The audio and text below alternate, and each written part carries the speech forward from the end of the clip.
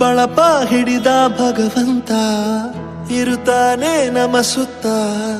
ಅವತಾರ ನಾನಾ ರೂಪವೋ ನಮ್ಮೆಲ್ಲ ಹಣೆ ಬರಹ ತಿದ್ದಿ ಬರೆಯಲು ಕತ್ತಲೆಯಿಂದ ಬಂತ ನಮ್ಮ ಕೈಯ ಹಿಡಿಯುತ್ತ ಕರೆದೊಯ್ದ ಬೆಳಕು ತೋರಲು ಭಯವಾಗಿ ಗದರೋದು ನಮ್ಮ ಬೆಳೆಸಲು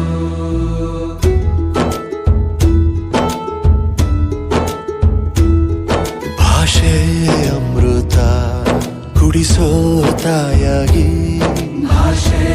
ಅಮೃತ ಕುಡಿಸೋ ತಾಯಾಗಿ ಭವಿಷ್ಯ